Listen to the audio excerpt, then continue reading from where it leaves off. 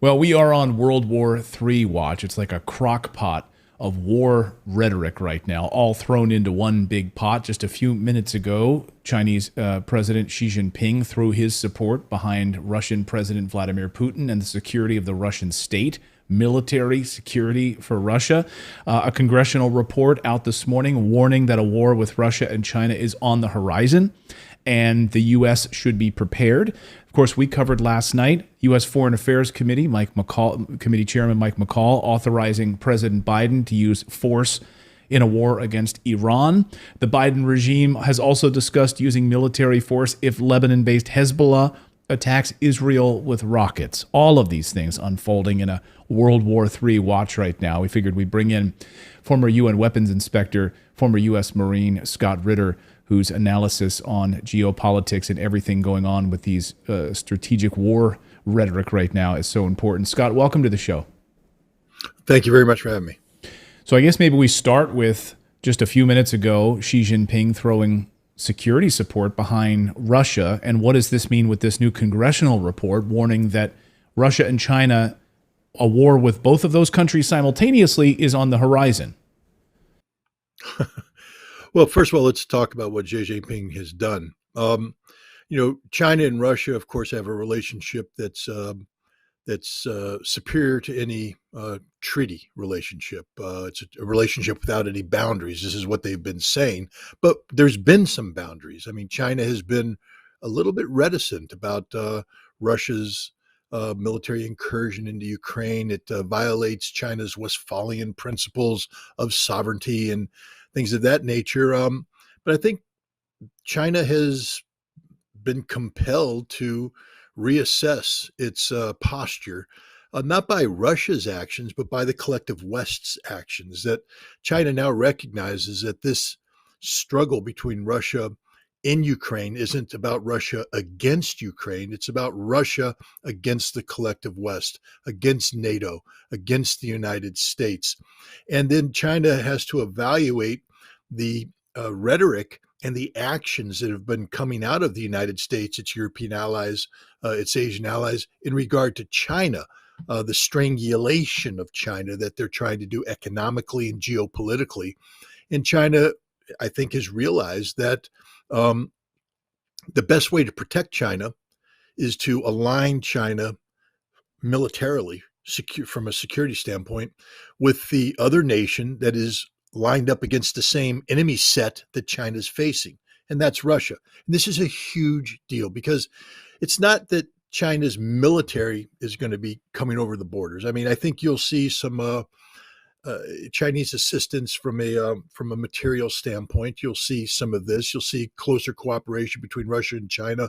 It won't be a one-way street. Russia has some technology it can offer China that will be devastating to America if China ever incorporates it.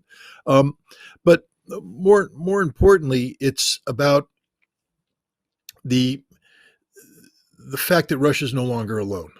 That China now has says we support what you're doing. We're on your side. We're on Team Putin when it comes to Ukraine, when it comes to the world, the global position. This is bad news for those in the United States who are trying to resurrect Cold War fantasies of being able to wage and win two wars simultaneously.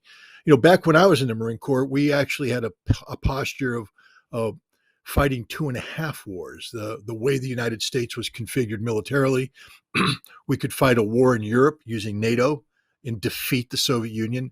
At the same time, we could fight a major war in the Pacific, probably North Korea, and defeat the North Korean Chinese threat, and still have sufficient force to engage in a smaller war, say in the Middle East, where we would fight a holding action until we won one of the two major wars and diverted the resources in to win the half war. And we had the forces to do that. We trained to do it. We were ready to do it. And thank God we never had to do it, but I think we could have done it. Today, we went from 2.5 to 2 wars. Today, we're down to literally one war, and we can't even do one war. Let's be honest. If we went to war right now in Europe against Russia, we don't have sufficient military force to prevail. We can fight a war. We can't win a war. If we went to war against China, We could fight a war, but we can't win it. And that's even if we bring the totality of our conventional strength into play. And now we're talking about doing it against both Russia and China.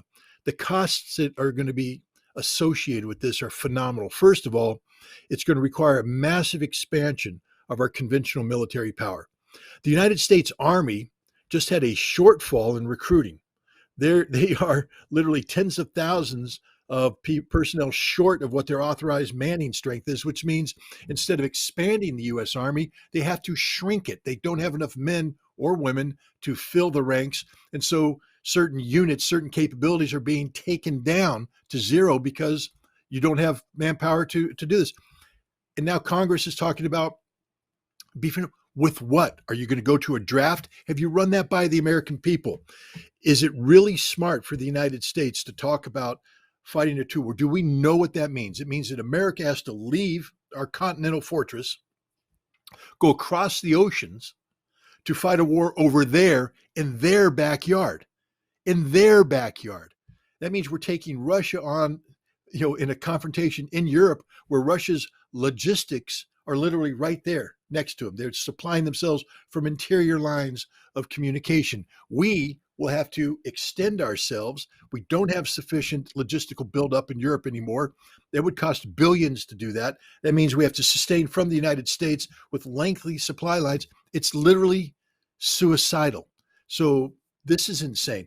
Biden's talking about potential conflict with Iran. We can't fight Iran. We don't have the forces to do that.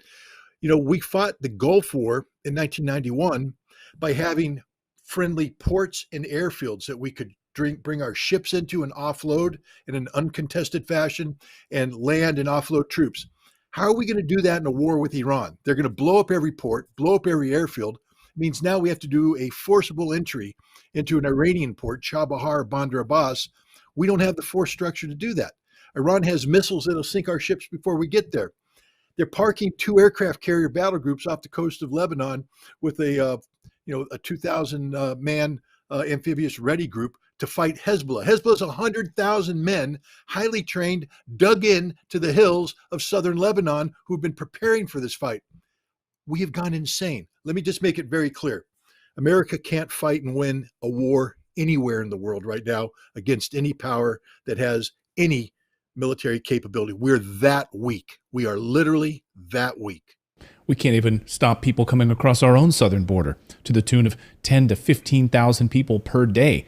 So we can really extend ourselves going all the way to China or Iran and turning, of course, former allies, I suppose, in Saudi Arabia against us as well. The Biden administration getting the cold shoulder from Saudi Arabia. But the Biden administration seems keen on raising another $100 billion for the war in Ukraine and to funnel money into Israel. Over the past 24 hours, Zelensky on the Ukrainian side has said, see, all of these long-range weapons you've sent us have worked.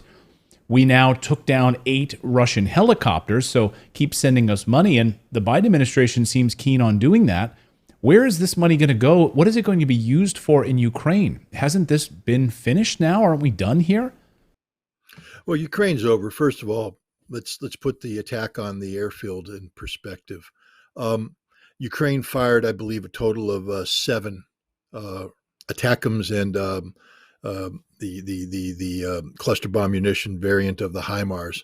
5 of them were shot down by the Russians. This is the Russians' first look at this weapon system, meaning that their air defense wasn't configured to defeat this weapon system, but they shot down 5. The 2 that hit didn't get direct hits.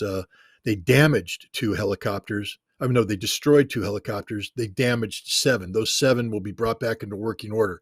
So basically, Ukraine launched a surprise attack using their miracle weapon, and they destroyed 2 helicopters. Russia now has the radar tracked, has all the technical data they need on this, the guidance system. Ukraine will never get a chance like it had. This was supposed to be a massive blow, a surprise attack that would annihilate a Russian airfield. It was a surprise attack. Russia shot down the vast majority of the missiles. The 2 that hit did not deliver a knockout blow, and they will never get this surprise opportunity again. That's it for ATACMS. So we shouldn't be talking about ATACMS anymore. They used it. It didn't do what it was supposed to do. It's done. What else do we have up our sleeves to give? This is it. I mean, what, F-16s now? But remember, those are old aircraft. Nobody's talking about F-16s anymore. The ATACMS